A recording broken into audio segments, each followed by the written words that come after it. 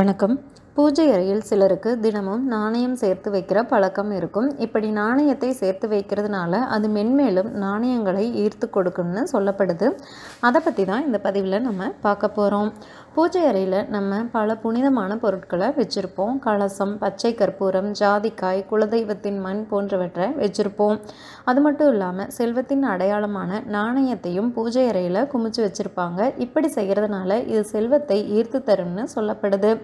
மாத சம்பளத்தில் இருந்து வரும் பணத்தை மாற்றி நாணயங்களாக சேமிக்க வேண்டும். விசேஷ நாட்களான வருடப்பிறப்பு, தீபாவளி போன்ற பண்டிகை சமயங்களில் பெரியவர்களிடம் ஆசி பெற்று நாணயங்களை வாங்கி அதையும் நம்ம சேமிக்கலாம். இது போன்று பூஜை அறையில் வச்சிருக்கிற நாணயங்களை சாதாரணமாக எடுத்து பயன்படுத்தாமல் ஏதாவது மங்கள பொருட்களான மாங்கல்யம், கல்லுப்பு, மஞ்சள், குங்குமம் போன்ற பொருட்களை வாங்கிறதுக்கு நம்ம தாராளமாக பயன்படுத்தலாம். அதே மாதிரி யாருக்காவது ஆசீர்வாதம் வழங்கும் போதும் இந்த நாணயத்தை எடுத்து கொடுக்கறது ரொம்பவும் நல்லது. அந்த மாதிரி செய்யறது மூலமாக மென்மேலும் செல்வ வளத்தையும் நேர்மறை ஆற்றல், ஆத்ம திருப்தியையும் நம்ம பெற முடியும்.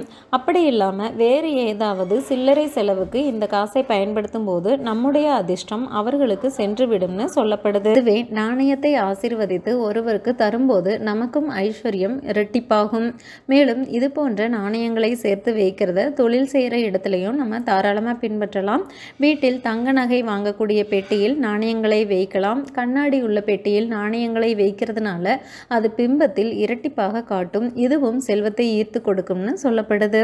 பூஜை அறையில் நாணயங்களை வைத்திருக்கும் பாத்திரம் தூசியுடன் இருக்கக்கூடாது. மேலும் இந்த நாணயத்துடன் வாசனை பொருட்களான பச்சை கற்பூரம், கிராம்பு, ஏலக்காய் போன்ற செல்வத்தை ஈர்க்கக்கூடிய பொருட்களை சேர்த்து போடும்போது நிறைய ஐஸ்வர்யத்தை கொடுக்கும்னு சொல்லப்படுது. மேலும் தகவல்களுக்கு சேனலை சப்ஸ்கிரைப் பண்ணுங்கள். தேங்க்யூ.